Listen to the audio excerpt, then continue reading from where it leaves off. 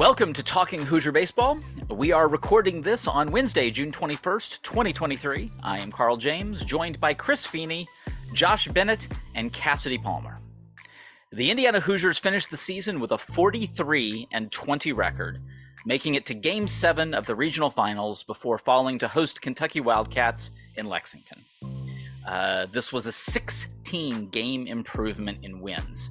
An improvement from 8th to 2nd in the Big Ten standings with a 16-8 conference mark. Indiana won 7 games against teams that went on to win 40 games on the season.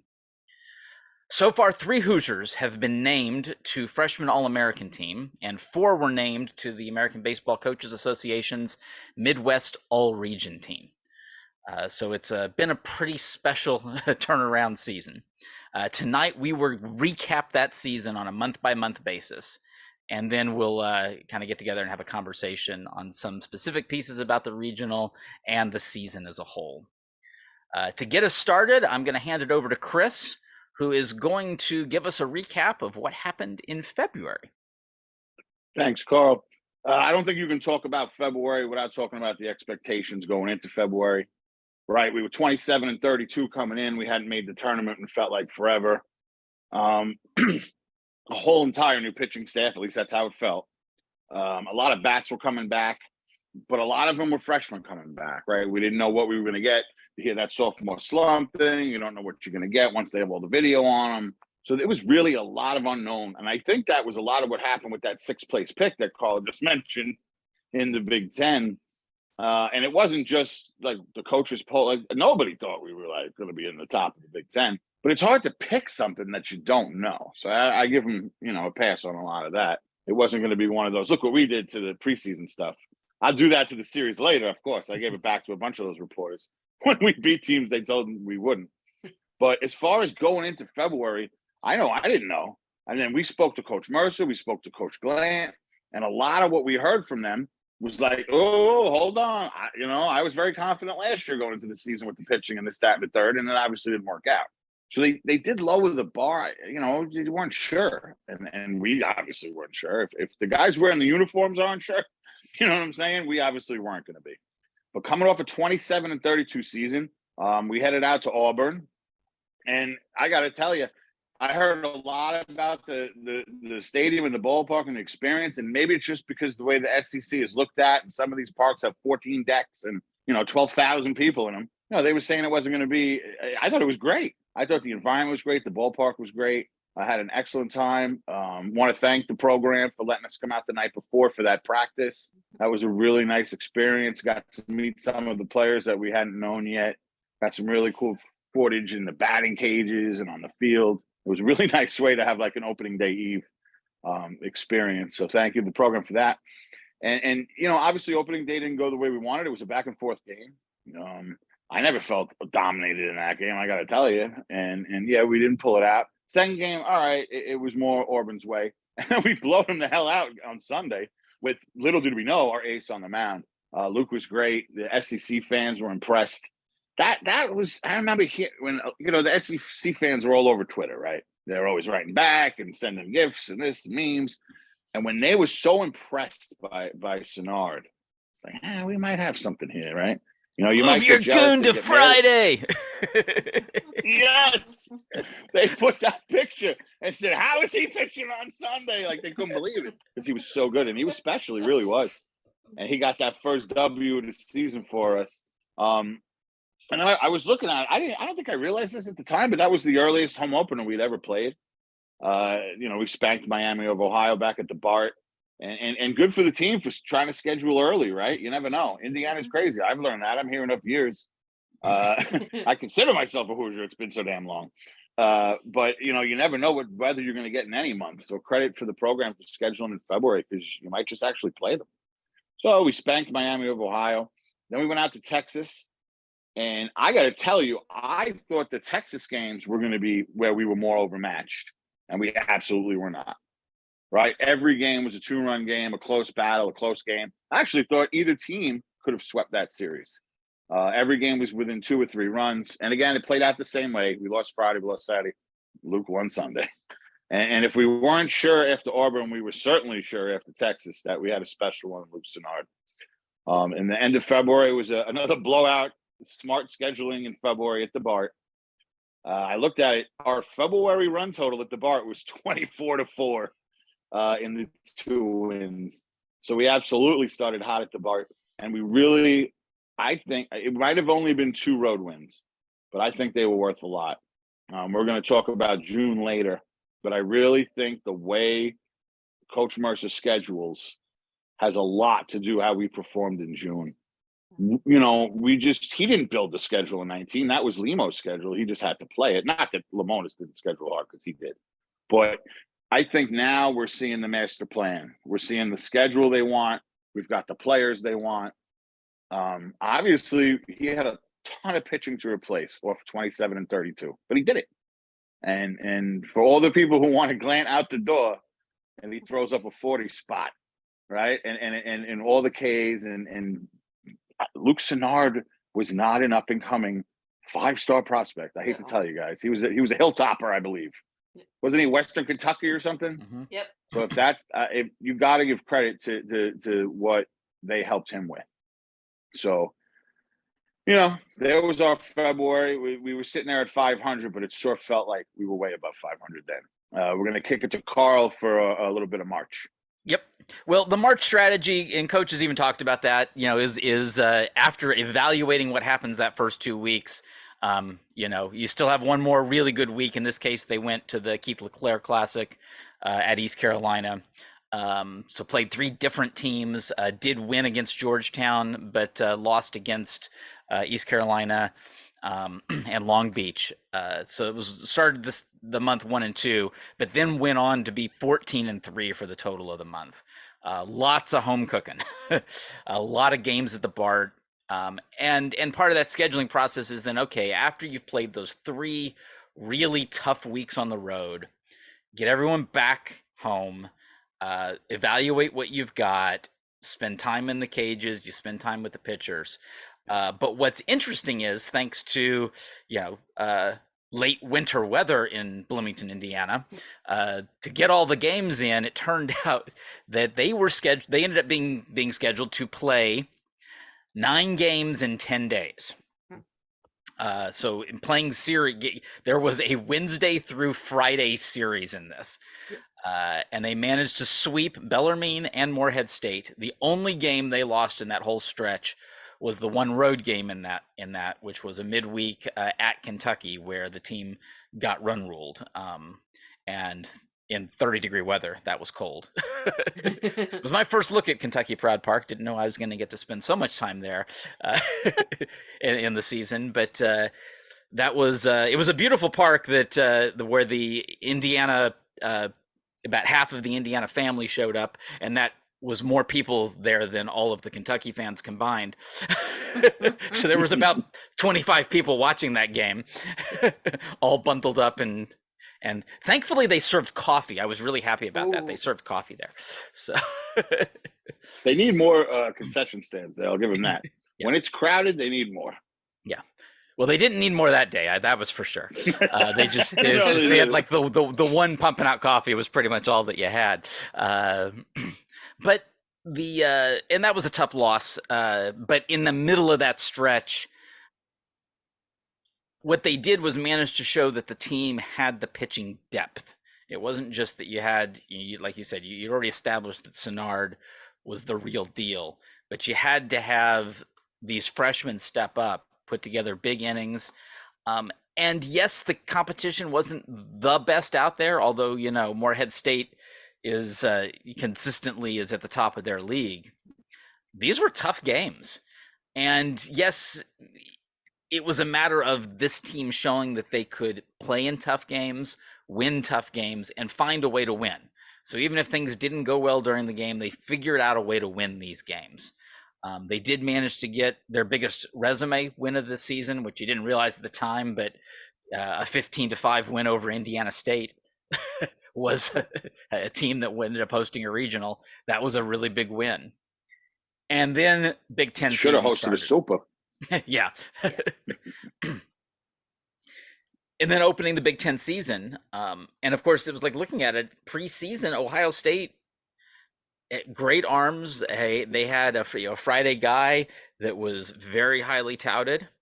Um, and Indiana came to play at the Bart and swept that series. They knocked around the Friday guy and just pretty much dominated the week, and then beat a really good Kent State team as well. So it was just a month of domination.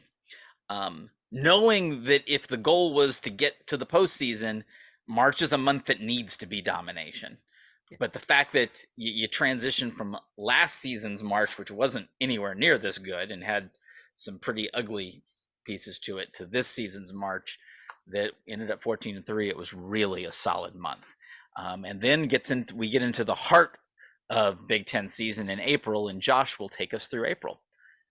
Yeah, thanks, Carl. A lot of games played in April. The Hoosiers went 13-7, 6-6 in the conference. They won a series at Penn State after that Ohio State series that Carl just mentioned. Then they lost at the regional host winner, and like Chris said, should have been super host, Indiana State.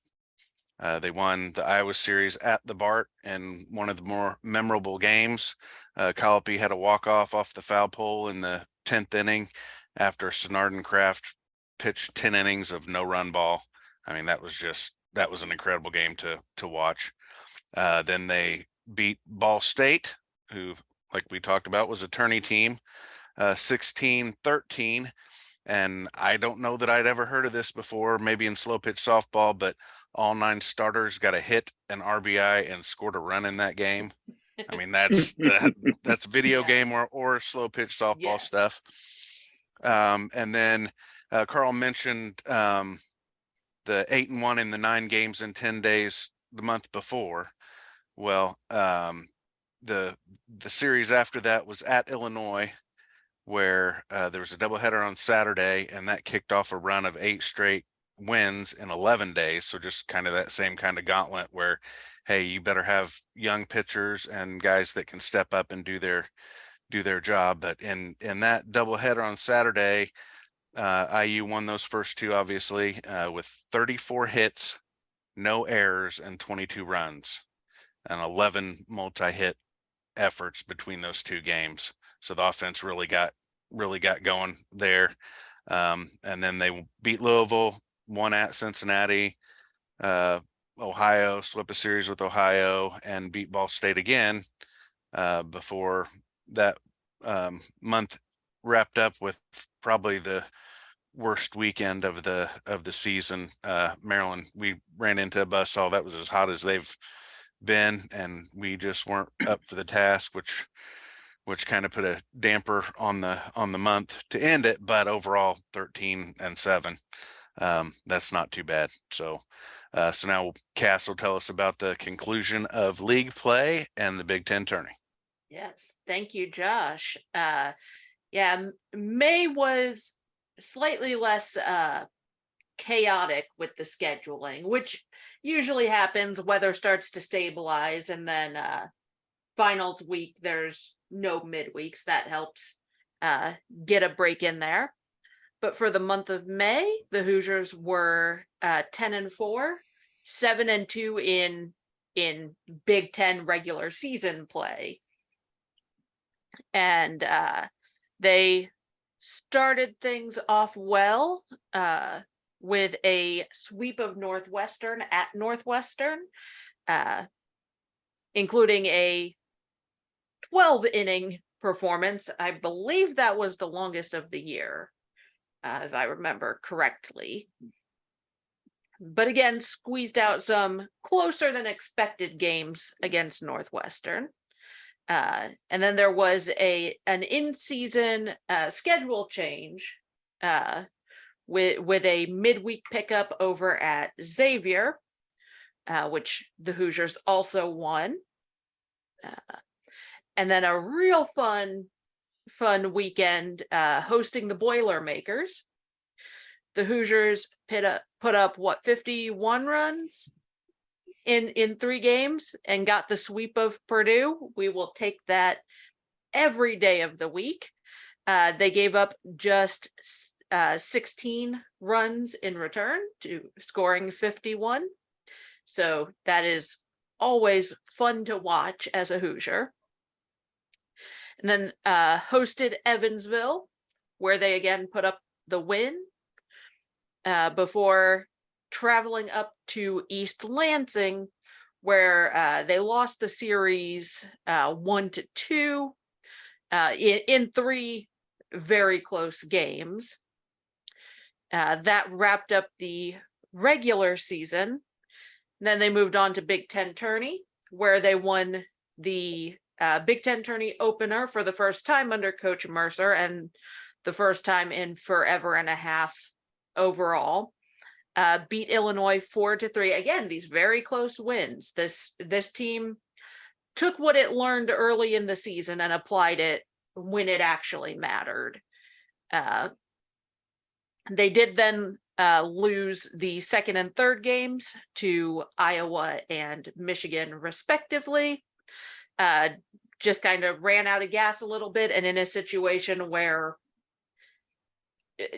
there wasn't much movement. They were solidly in the Big Ten tournament, or in the regional, so that didn't really matter. They were locked into a 2 or a 3 seed unless they won the whole thing, and a whole bunch of other games outside of the Big Ten went their way. So definitely looking to see some stuff, maybe make a few adjustments, but overall things were pretty well set. They knew who they were using and what situations. There wasn't a whole lot on the line in those last 2 games.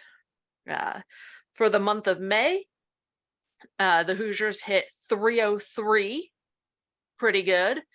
Strikeout rate per at bats of about 20%. Touch high, but not horrible. Like that, I'll take 20% for a month, pretty much any time. Scoring about 8.5 runs a game. On the other side, they gave up just a touch under 6 runs a game, which you can see 10-4. That's the way that happens. A 4.71 ERA. So a touch. There were couple games in there of double-digit earned runs. That happened from time to time, and an opponent batting average of just 263. So overall, a very solid month of May. And so Carl posted a recap on the site this weekend about the week in Lexington. Carl, there was some, I'm going to say, unpleasantness between Indiana and Kentucky. What did you find out about that? Well, there was obviously, it was discussed in multiple things in the post games about the fact that the coaches in particular had some less than pleasant conversations after a couple of the games, and that the teams did not in the end handshake after the championship, and there was a lot of little background stuff, and that was head scratching and confusing. I'm really only going to kind of talk about one piece of this, which is something that we had a source that told us kind of a detail about what they thought that happened, and then in confirmation, I went ahead and asked Kentucky's media folks, and they responded as well. So the idea was that the Saturday game, so Indiana won the first game, won, and then also ended up winning the second game. But that Saturday second game that Indiana won, that was against Kentucky, that my source said that Kentucky protested the outcome of the game and said that Indiana was inappropriately using technology, specifically cameras, to spy on Kentucky players. When I asked Kentucky about their response to it, they said that the University of Kentucky requested and received clarification on an administrative question during the Lexington Regional. So it wasn't That's didn't an really answer yeah, it for wasn't some really question somewhere. there was some sort of question. So maybe it wasn't that The they fact were that they didn't want to admit what the question was tells you Yeah. that's what the question was. Yeah, exactly. So the point is, I laid it all out, and I even said that the NCAA, according to my source, the NCAA didn't take any time at all in saying, nope, this isn't an issue. We're not concerned with it. And so specifically what they're referring to, and if you go to any Indiana baseball games, almost anywhere, including road games, but especially at home, you'll see there are these, little camcorders. Actually, I've already put mine away, but basically you have a little camcorder that's about yay big that has a big battery on the end of it. Records to to internal memory or an SD card, something like along the lines of something like this.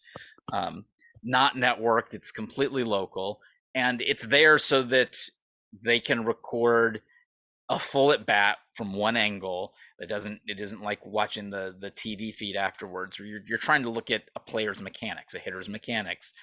Those are the things that they're developing players or developing student athletes. This is all about that, and they put these cameras around for this recording purposes. And Indiana's not by any means the only team that does it. We've seen lots of teams do it. I think, Cass, you said you saw several teams do it in Omaha. Yep. Not just IU. Yeah. So there's no reason this should have been a question, but I can say I got the impression that it really rubbed that the Kentucky questioning this kind of rubbed IU's people the wrong way. And then, you had, before everything started, there was a lot of the discussions about nationally about the fact that there wasn't hotel space to have to house the opposing players. Although all the feedback we got from people that were staying in the dorms actually said that Kentucky did quite a good job of making the dorm situation work out well, and several of the folks they just didn't know how to run an event, though, Carl. Yeah. I mean, if someone gets ejected from a game and you can't get back to where you live, there should have been security with Tyler Cerny when they made him leave the field, right? Yeah. If you want to use the dorm spaces for meetings, they have to be available when you want them. Yeah. You don't have to have team meetings on a bus. Yeah. All right. And all these things happened at the regional. All right. If they don't want to say it, that's fine. But we know it. And Kentucky ran a terrible event. They didn't think about like the outside the box stuff, right? They didn't think about that. It wasn't about the dorms. Like, I mean, we've heard it from people, right? Most of our team was freshmen anyway. They were living in dorms already. Yeah. It was the meeting spaces. It was, should someone be ejected from a game for doing something on the books they could not do, which Tyler did. If you're going to eject him from the stadium, you have to have staff to be with him to get him back to where he needs to go. The guy was out there for an hour by himself. I mean, it was ridiculous. Yeah. And then, the fact they kicked the guy's son out of the dugout because the Kentucky coach just wants to try to mix it up because he already lost, right? That's what that's about. You're going to kick a guy's son out of the dugout because he's whatever it is, 4 years younger than the rule. TCU had kids half Derek's son's age in Omaha. But Nick wants to be Nick, and people think this guy is some kind of great guy. But I think we learned about what he really was that 4 days, okay? And that's just a fact, right? He wants to say the other team cheated when he loses. And then because he lost, now your son can't be in the dugout and kick him out. And then they don't have their staff ready to do what they need to do. God forbid there is an ejection. And you're going to have people cleaning your only meeting rooms when you need them. It was not cool. Did the media part treat us great? They absolutely did. Yeah. And did they treat, other part of our media team, from what I understand, from the Indiana baseball media team, they were treated great too. But there was some stuff that did not go down right. And that's all the head coach of Kentucky. And where they say that the fish stinks from the top or the snake is dirty from the head, that's all him, man. That's all that guy. And in case, and the other thing is the whole idea that Indiana somehow had the pitches made zero sense. Yeah. Because first of Come all, on. Lee was phenomenal. Oh, I yeah. mean, the pitching job that he did for Kentucky, that was, Yep. and it was, as someone, who admires baseball, that was a fantastic performance. And in the end, he got burned by one at bat. Yep. But if you watch that one at bat, and if you want the details, you can read the piece I put up there. But essentially, there were really three specific pitches I'll call out. One was Lee really did throw a really good slider, 0-1, that Peter swung and missed at, and the pitch went well outside, and Peter swung and missed at it. I don't see how if he knew that was a slider, that was a pitch he would have swung at. And then Peter almost got rung up on a check swing. He held a check swing back. He held it back, but it got they protested it, and the first base umpire said that he didn't go around, but that would have been a strikeout if that had been called a strike. And once it finally got to 3-2, it started 0-2. Once it got to 3-2, because this was the point that Lee was almost at 100 pitches, and he threw a bunch of pitches outside. And it was like everyone at this point, I mean, even the announcer even said it. Okay, now we're in a fastball count. He's going to throw a fastball. Everybody knew he was throwing a fastball. He threw a fastball in the outer half of the plate. But it wasn't like Pete was pulled it. He hit the ball the other way. He does what you do with a fastball when you're on fastball timing, but you're still, going to prepare for something else. And he hit that ball the other way, and for an opposite field home run. It was a fantastic piece of hitting. And to say anything else is to take that away from Peter Cerruto. And that's what Kentucky did, though. They did say something else, and they tried to take that away from Peter Cerruto. Mm-hmm. And I think that's where a lot of the anger came in, because their kid shoved for 6 3/3 innings or whatever it was, 6 2/3. Yeah. I mean, it's not like we didn't do anything. Yeah. It was 3-1 before Pete hit the bomb. Right. Yeah. We had one run. It's not like from the get-go, it was like, oh, we're teeing off against this high level guy. Like, no. Yeah. Right. Exactly. It wasn't like you showed up on the road and just like hit bombs for 3 days because you had like tip pitchers or something. Right. It wasn't like anything like that. It wasn't like you thought maybe you knew what was coming for a 3-game series on the road. It wasn't anything like that. Yeah, we were on the road, but we had scored one run for 6 2/3 innings or whatever it was. And Pete came through in the clutch. Yeah. But Nick wanted to try to take it away from him. And I'm glad our staff got mad about that. Yeah. So the Hoosiers did win. And as you mentioned, Tyler Cerny got ejected for bringing the chain out onto the field. And then he was not able to play the next game, the Sunday, the first of the championship games. Indiana did really struggle in that game, and Coach Mercer was very clear on that. He said after the game, this is a quote from him, that we threw some guys today that we haven't thrown a ton. Those things happen. It's not a deal. It's not an issue. We threw some guys today that we haven't thrown a ton, and some of them haven't been leaned on like in premium innings on weekends and whatnot. Sometimes those things happen. You pick up and move on. Essentially, in order to win a regional like this, you first of all when you don't have the depth. Kentucky clearly had the best pitching depth of the group there. West Virginia probably had the best overall talent, and the best overall season. Pretty much came from West Virginia. They were the Big 12 co-champs, but they just weren't overall playing all that well.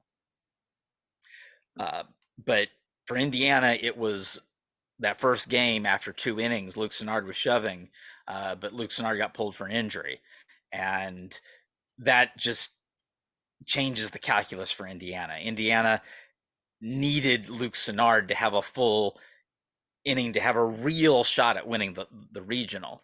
But then it's like, okay, well, what do you have to do? You have to win those first 2 games because of the way a double elimination tournament is constructed.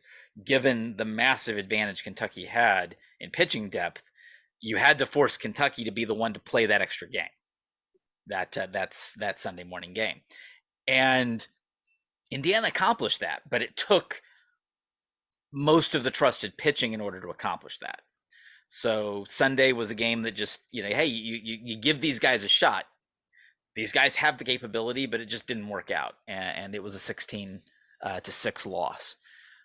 The Monday game was just a fantastic baseball game. Indiana came out on the wrong end of things, but Indiana out-hit Kentucky 10-6.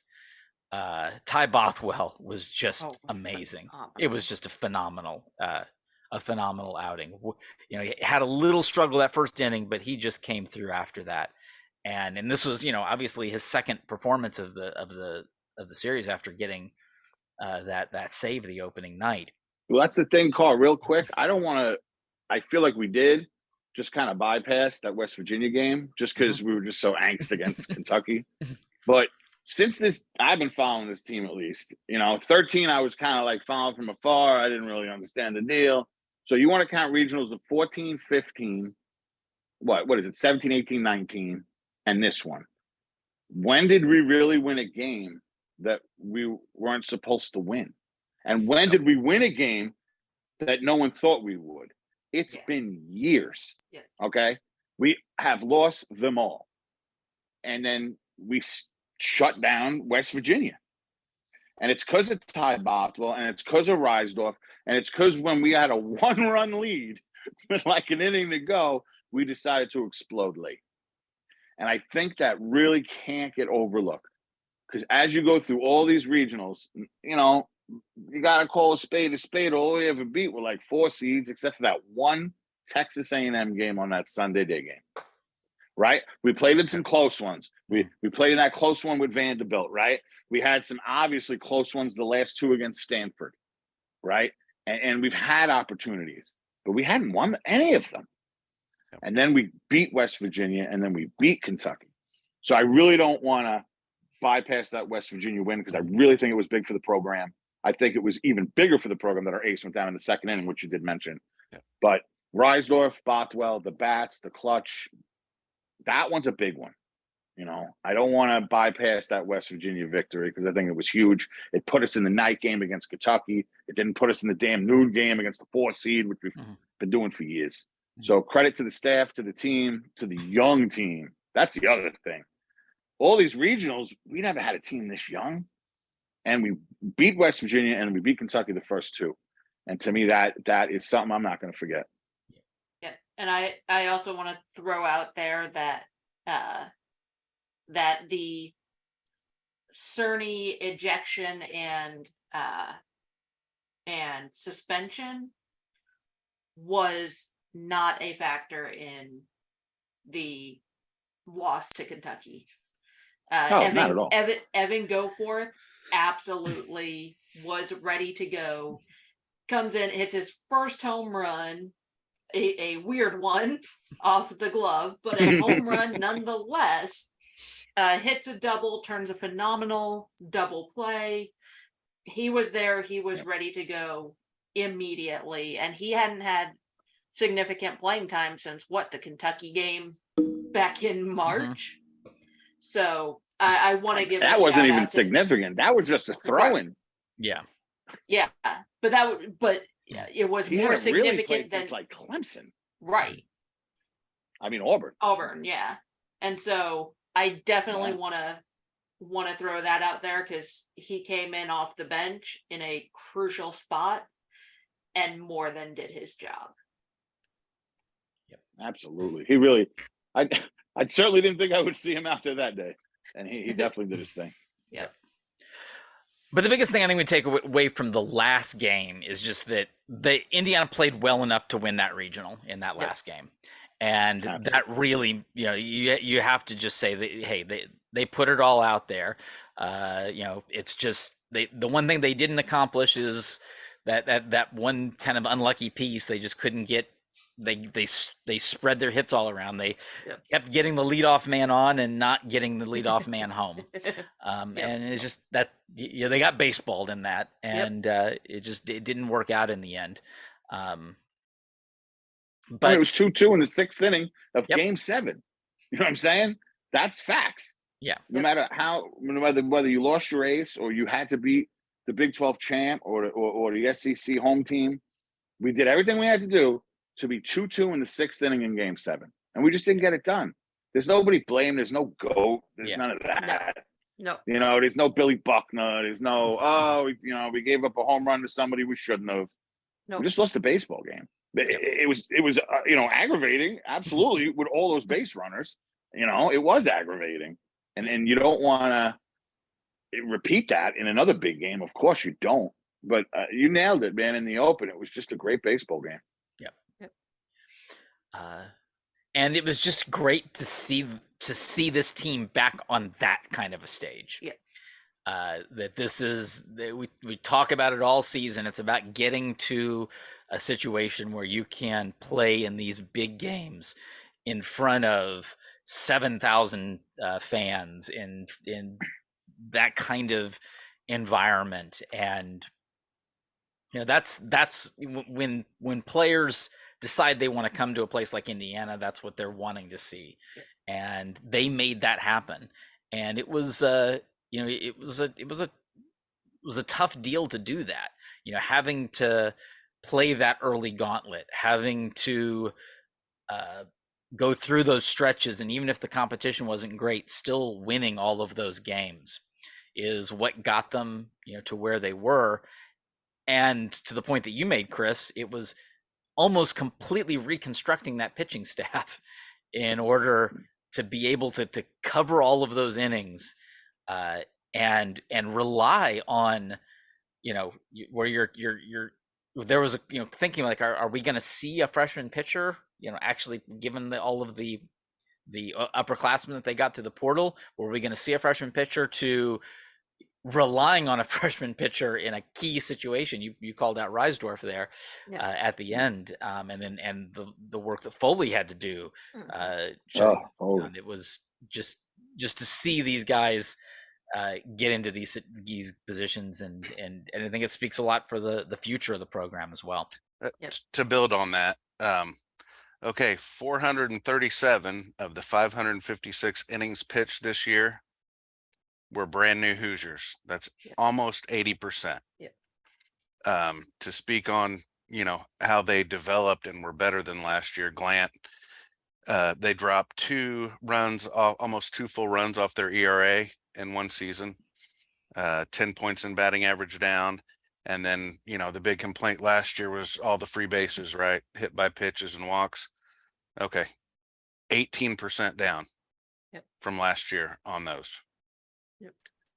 And those are, 80% of your innings are guys that did not throw here last year. So they completely rebuilt that and relied on young guys coming in. That cannot be understated. Last year, the conversation was, okay, offense is good, right? Pitching needs fixed. Well, they made big strides in that this year. Okay, the offense this year, strikeout rate down, walk rate up, hit 20 points higher, slug 30 points higher, home runs were up. So as good as the offense was last year, a lot of the flack that we see on the boards, last year, hey, hitting's good, pitching is terrible. Well, okay, pitching was much improved this year and hitting was even better. So if you're following this program and you're not encouraged by the way the ball's rolling, I don't know what to tell you. You're not following close enough. No. And what Cass talked about earlier, close games, I looked up 9-1 in 1-run games and 20-5 in 2-run games. So they're learning how to win. They perform under pressure. 9 of their 43 wins this year were against teams that made the tourney. So not quite that'd be 20%, I guess. So a fifth of their wins were against teams that were tourney teams, not just 40-win teams, but, legit teams. And you can't expect that from so many young players. No. But it happened, all year long, like every week. Cass brought up like, oh, we haven't seen a snowball inning yet. And a couple came at the very end. Yeah. But it was like week after week, and we kept waiting for them to happen because there was so many of them last year, right? And Cass was all over it. Like, okay, it was 2 runs. All right, that's cool. Oh, it was a solar bomb. That's cool. We really didn't have those snowball innings like she likes to mention, and she's all over it. To your credit, Katz, you're always over that. And but until maybe like I don't know, like Right Michigan State, like towards the end, yeah. And there was some in the Big Ten tourney, absolutely. Yeah. But let's not forget that Ryan Kraft was not on the roster for that. That's what I think that was a huge piece. Yep. And I don't think they wanted to push Reisdorf too much in that tourney. Yep. Again, I'm not asking them questions, but I think they knew that Reisdorf, Sedon, and Kraft were their major bullets in the regional. Yeah. So I don't think they wanted to push it for the Big Ten. Yeah, I could be wrong. I don't know. But sure seemed like that. I don't think so. I think you're right. That I think they also really liked the opportunity of getting guys like Whiteacre a lot of experience in that tournament. And look at the performance that he made. I mean, they had so many talented freshman pitchers that they're gonna build that future piece on those freshman arms, and I'm really looking forward to seeing what how that further development goes. And yes, they've got a piece they need to do, which is I think the next stage in that is probably to try to build a little bit more consistent starting pitching to cover more of those innings and kind of be able to get guys in roles, because there was so much role rotation that had to happen over the course of the season. They made it work, but I think when it comes to really getting into, okay, how are you going to address a critical series like Maryland? How are you going to address a Big Ten tournament and a regional? Having a real solid group of pitchers that you can give the ball to at the beginning and go 6 innings, and then have a plan for how you're going to attack the back end is it hopefully will be the next step if they can get the right pieces in place. And that's not easy. I get that. It's not easy. Well, Carl, to that point, I think, okay, we talked about the innings, 80%, right? Mm-hmm. Okay, we had what? Ty, Kraft, and Holderfield back. Yes. Right? Am I missing anybody? Holderfield didn't throw a pitch. Hayden. Okay, Luke. And Luke. So early season, you have all these new pieces coming in. So you're going to get them work. It's hard to get guys, you want to see what you've got, see who performs in certain situations. So in order to have that kind of a starter, 3 starters that are going to go 6 innings, you've got to let them do that and get stretched out. When you have that many new pieces coming in, you can't necessarily afford to be working on that yet. So to your point, yes, the next step would be, now you know what you've got. You've got some years left with these guys, so now you can start developing and stretching them out and working on that. But that's really hard to do in the situation they were in right now. Yeah. Again, I'm not upset that they didn't. Yeah, no, I know. I didn't think you were. You didn't come across that way. Yeah, it's now. What can you do now that you have until next winter? Yep. Yeah, I have a lot of faith that Dustin Glant is the right person to get that worked out. He's got the snowball rolling right now. Yep. And I genuinely believe if a couple of the other guys would have hit, like Sinar did, we would have had guys going 5, 6 innings as starters. It just didn't play out like that. Yeah. And honestly, I mean, we had Kraft throwing 7 out of the pen. Yeah. It was nails. Well, but also early on, it was a lot of they were trying to rely on more of these trusted veteran pitchers established who were, and again, like we also, it was first rule of anything, throw strikes, get guys who can throw strikes. And they did that. But the thing is, they realized that once you get over that hurdle, you then also need to get the guys who really have the stuff. Especially given the way the ball plays in college baseball now, you get the ball into outside of Omaha, right. You get the ball into the air and it's flying. Yep. Well, it seems that some things might be a little different with the baseballs. Yeah. But I will say don't tell that to TCU today, but okay. Yeah. But I will say on the pitching side that the even more like the exciting part moving forward is this staff can't get ransacked by professional baseball. We've talked about it before, just how many guys have been drafted before they graduate or before their eligibility runs out. And it's been a thing for the last several years. So to have a year now where so many of the key pieces are non-draft eligible player, like that's huge for steadying the ship. They've started to right the ship. Now they need to steady it. And I think that could be a huge point for the pitching staff. They get more years of development, more years to get that consistency and to stretch them out. And also you have a baseline with a group of guys as opposed to, I mean, having to develop 20 pitchers, 20 guys through. And like you said, Josh, of those, 3 of them through last year, only 3 of them through last year. And those were, except for Ty, were all young guys. So, Yep. As you can imagine, the daunting task that Dustin Glant had to get all of those pitchers. And now a good number of them, there's a baseline. There's a baseline. And that makes that work that he did even more impressive, knowing that he started from scratch or had to learn those guys from the beginning. And honestly, Pete probably deserves a lot of credit for that also. And we know what Denton does behind the scenes. But you know, between those 3, having that many guys that they work with, and Ryan and all the bullpen, you know, the catchers, Matt, you know, the guys that caught those guys through the fall. I mean, there was a ton of work that went into. Don't forget Brock. Don't forget Brock. And Brock.